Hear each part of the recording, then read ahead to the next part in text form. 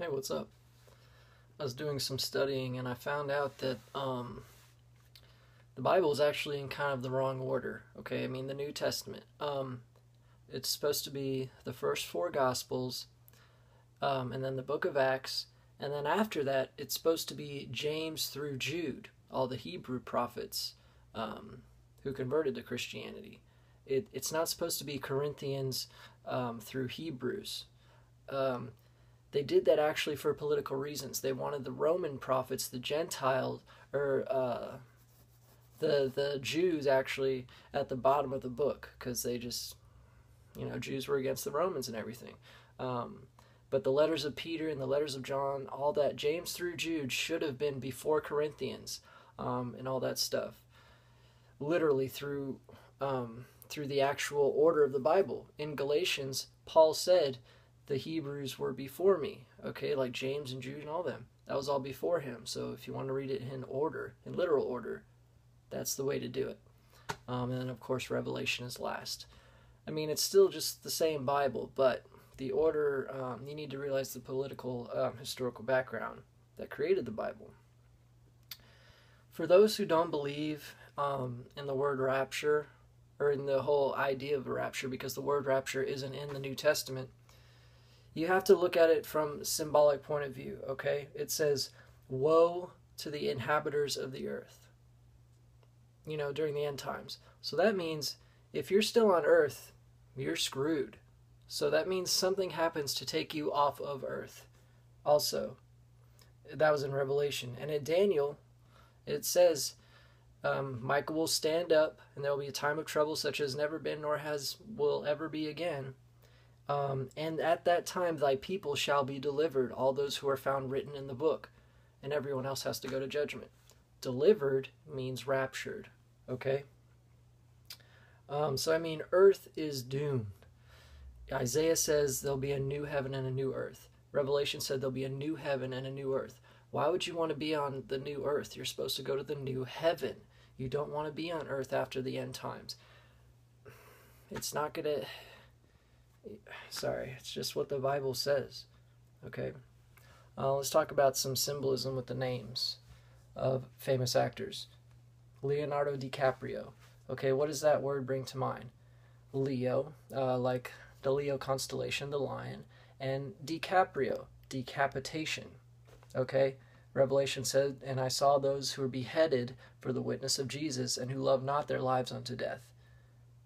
That means if you have to stay, you gotta die, you gotta get killed. You don't want to stay and take the mark of the beast. They'll try and make you stay in this reality when you're supposed to be in the new heaven. It's all a big game. It's a trick. It's a game between the devil and Jesus. Who gets more souls? Okay, and the end times is when it's decided.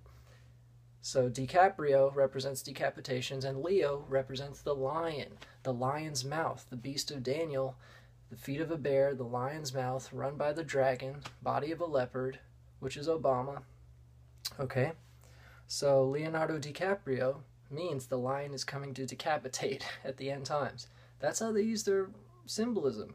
John Carpenter, Jesus was a carpenter. Clive Barker, the dog star Sirius. Rob Zombie, the dead will rise.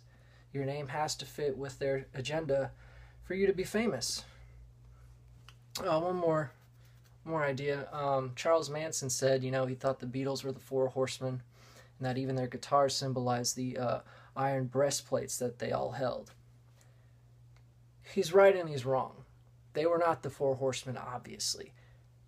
But he was perhaps tapping into the idea that every single beast-run media outlet is tied into the book of Revelation in some way. So he could have seen the symbolism of the Beatles, but obviously the Beatles were not the four horsemen. Okay? So he was right and wrong at the same time. But anyway, in Hebrew, the word Koran means horn. Now, what word does that sound like to you? The Quran. Okay, the Quran represents the little horn. Okay, even when you type out in the name of Allah, the exact letters, the letters look exactly like the Greek number for 666. The same exact letters. It's a cross and then two other symbols, okay? That's beyond coincidence. It literally says in the Quran, Allah is the greatest of deceivers. And guess who's the only deceiver in the Bible? The devil, Revelation 12:7. And the devil was cast down, who accuseth the whole world, or no, who deceiveth the whole world. He was cast down out of heaven. And Allah is the greatest of deceivers. Same thing. The New Testament said, our God, our real God, is a God of love, 1 John 4:8, and a God of light, 1 John 1:5. He's not the greatest of deceivers. That's the devil. I read actually yesterday that over 6 million African Muslims are converting to Christianity a year. But yet at the same time, Islam is the biggest growing religion right now.